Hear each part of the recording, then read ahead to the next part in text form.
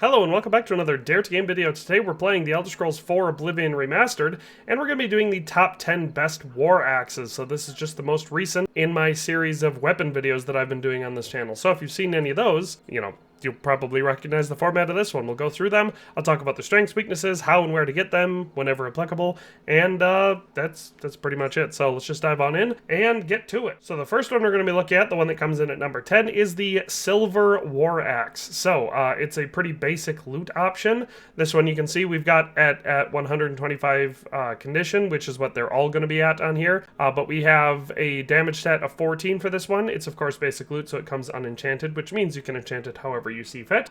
This one is the minimum spec option that still gets or will still damage ghosts. So it's as far as early game weapons go, it's better to get yourself a silver weapon than it is to stick around with any of the iron or steel or even fine steel options, because the silver will damage ghosts as well as doing slightly more damage. But as far as getting your hands on it, it's actually a pretty straightforward process, as will be the case with the vast majority of the axes on this list, since war axes seem to be the least common unique weapon type in the game.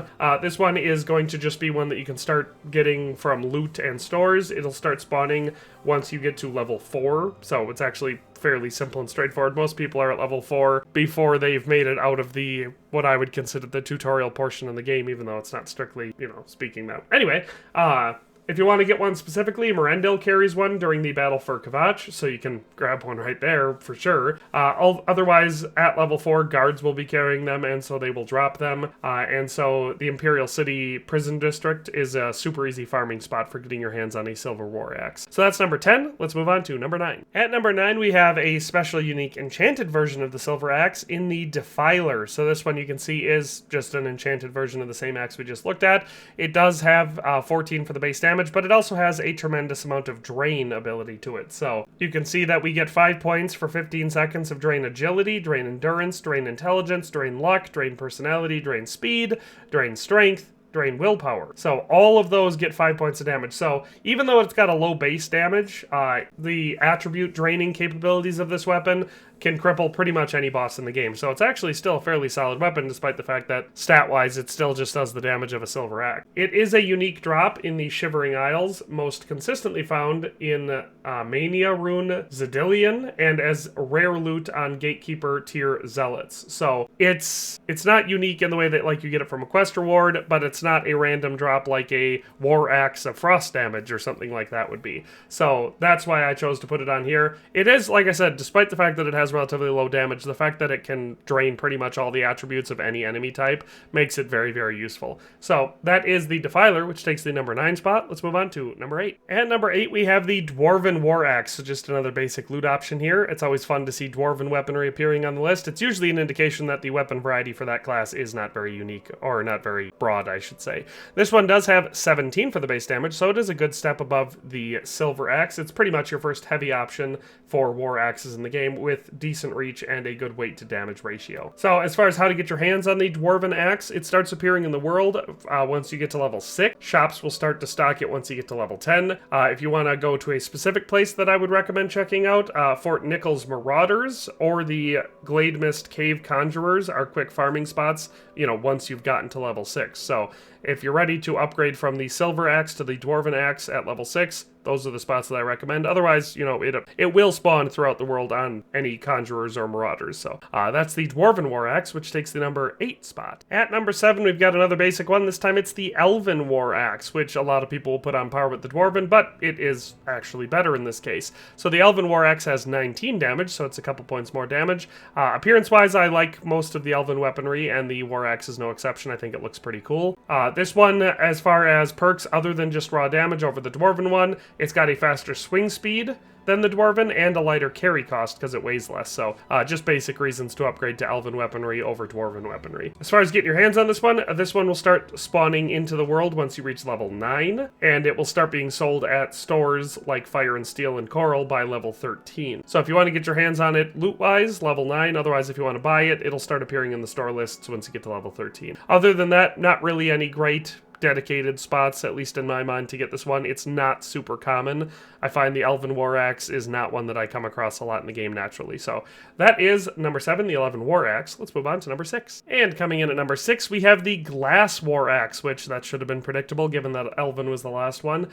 This one has 22 damage, so a substantial enough bump over the Elven War Axe, and I also like the way it looks. It's got a little bit more heft to it, so it gives it, you know, more of a powerful axe look to it, even though it's made out of a translucent material that they call glass, which would, you know, be the last thing I would want to put my faith in for an axe. But in any case, it works in the game. This one, I would say it's the mid-game sweet spot. The damage jumps over the last one, and the weight still stays low like the Elven Axe, so it's really just a direct improvement. No cons to it. As far as getting your hands on the Glass War Axe, this one will start dropping once you get to level 12, so enemies in the game will start dropping it at that point, and if you want to go to sort of a specific place, the heretic camps in the Isles will probably be your best bet because they're a pretty good bet for glass weaponry in general, but they also spawn the Glass War Axe more frequently than other glass one-handed weapons. That's probably the best loot location. Otherwise, like I said, it's just going to follow the basic glass leveling system for when they spawn in enemies' hands and when they spawn in shop. So that's number 6. Let's move on to number 5. At number 5, we've got another unique one. This one is the Axe of Icy Darkness, or I should say maybe not unique, but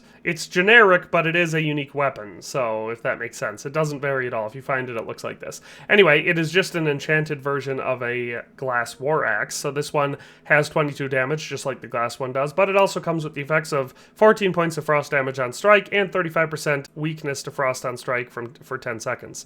So those stack pretty well with each other to make it a very effective weapon to enemies that can take frost damage. So other than that, appearance-wise, it's the same as a Glass War Axe. So this one, like I said, it's a generic magic weapon, and it'll start to first spawn once you get to level 18. A good place to look for it are going to be boss chests in any Aelid runes, but if I had to pick the 2 best ones as far as spawn rates go, the Telepi and Miskarkand have the best drop rates for the Axe of Icy Darkness. I've had playthroughs where I get multiple of these, by the way, so it is definitely not unique, but it is one that, like I said, if you get it, it will always have these stats. So that's the Axe of Icy Darkness and Enchanted Glass War Axe at number 5. Let's move on to number 4. And coming in at number 4, we have the Ebony War Axe with 24 damage. This one is just a straight DPS upgrade over the Glass War Axe, and it's the lightest of the very heavy axe class. So this is where you get into late game damage output is with ebony weaponry, but it's still significantly lighter than the other options, which we'll get to in a couple seconds.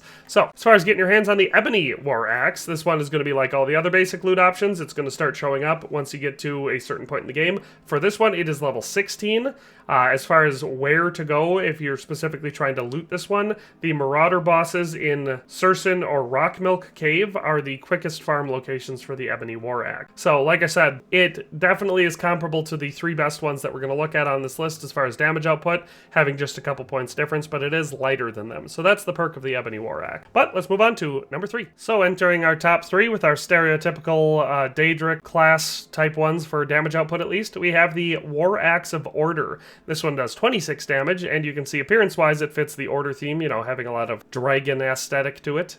Some people may love that, some people may not. So this one is fun because all of the Order weaponry, they repair cheaper than the Daedric. So they're the same Daedric damage output. They do weigh a little bit more, but they are much cheaper to repair if you're paying someone to repair it. Or, you know, it takes less to repair it manually with your repair hammers. So it's definitely a good option for that point of view. As far as getting your hands on this one and any other Order weaponry or armor, there are some quests you have to do. So you have to go to do 2 quests. The first one is called A Wound in Time, and the second one is called Saving Time itself. And you can start that quest chain by talking to Ilav Dralgoner outside of the Kvatch refugee camp. So you can actually do this right at the beginning of the game, fairly simply. That's where I did it. Or I shouldn't say beginning. I did it probably about mid-game, but you can do it at the beginning. After doing both of those quests, you can talk to Ilav again, and then choose equipment, and then go to weapons, and then the War Axe of Order will be one of those weapons that you can claim. So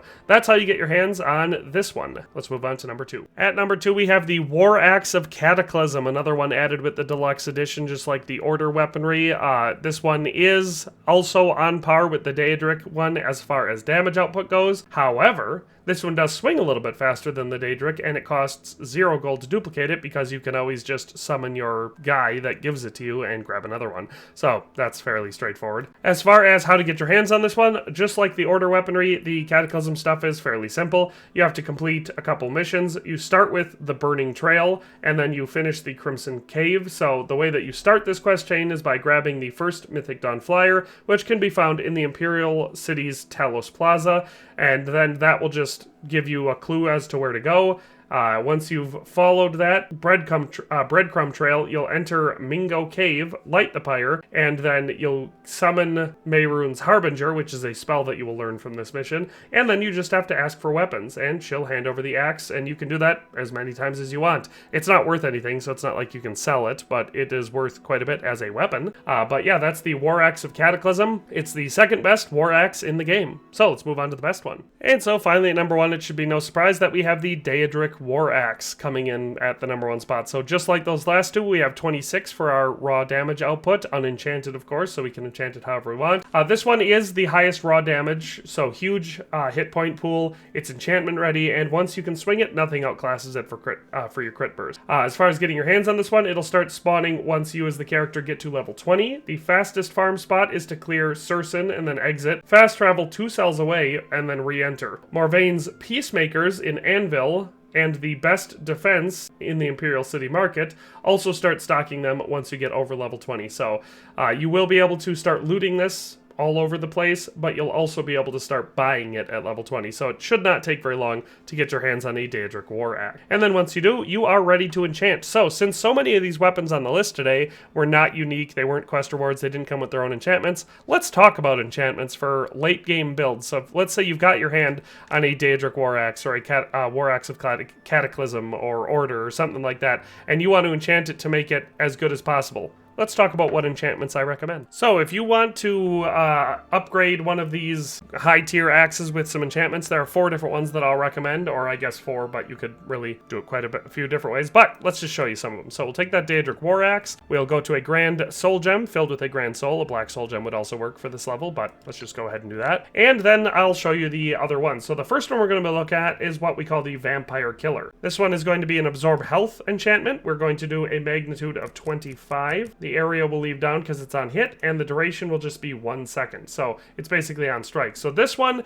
gives you an extremely high on-hit raw DPS plus an insta-heal. So this one gives you 61 swings per charge. So it's not bad. It's a very solid way to go because you're dealing all that extra damage along with the highest raw DPS, plus you're healing yourself for it. And it gives you a nice balance of longevity for the charge, because if you go too much higher than that, you really pass the law of diminishing return. But that's what we're calling the Vampire Killer enchantment. So it's pretty simple, it's pretty straightforward, but I find that late game it is a very, very solid way to go. Our second one is going to be the same thing. We've got our axe. We're going to, do our Grand Soul Gem enchantment and then fire damage. So if we do fire damage on this one to go for a glass cannon type one, we can max out some damage bursts. So there's 2 different ways to do this. We can do it the cheap way, the cheap and easy way, which is still really, really effective, and it's just do 30 points of damage for fire for the same thing. So areas, we'll keep it down to the bottom, and duration we just do 1, so it's just on hit. That is going to stack that extra 30 points of fire damage on top of our regular swing damage, and we're still going to get plenty of charges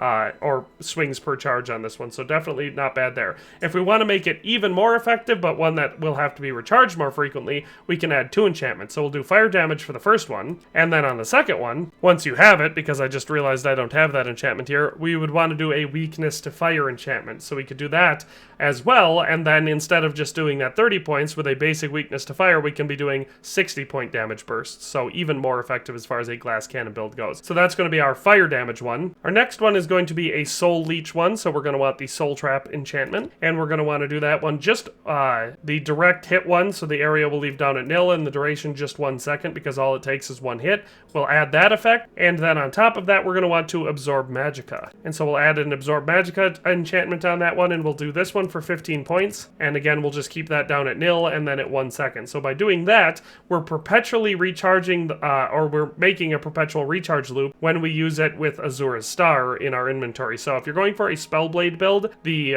War Axe is one of the better weapons for it, and if you do it with this enchantment cycle, it makes it really, really effective because you're basically never going to run out of that, and you're going to be able to just constantly recharge your magicka, so it's very, very effective in that regard. Our last one is going to be an Armor Melt Axe, which of course people really like. So we're going to start off with Disintegrate Armor, so we'll do that, and we'll do that for 10 points, and we'll keep that down at nil and just for 1 second. And then you'd also want a Drain Strength, which I also don't have that enchantment, so I should have made sure I had all these before I planned to make this video, but we would want to do Drain Strength for 10 points for 2 seconds. This build rapidly shreds bosses' armor and staggers melee foes. So if you're taking down their strength, it makes it so they can't really do much and you'll stagger them, but you'll also take down their armor value. So any strikes you're doing with the damage from the Daedric War Axe are going to be that much more effective. So that's the reason I like that one. And another tip on top, just in case you're new to enchanting, for any time you're enchanting a weapon, you can always add Soul Trap for 1 second, and it only costs 2 charge, but it will refill the weapon on every hit, so it's handy on any custom build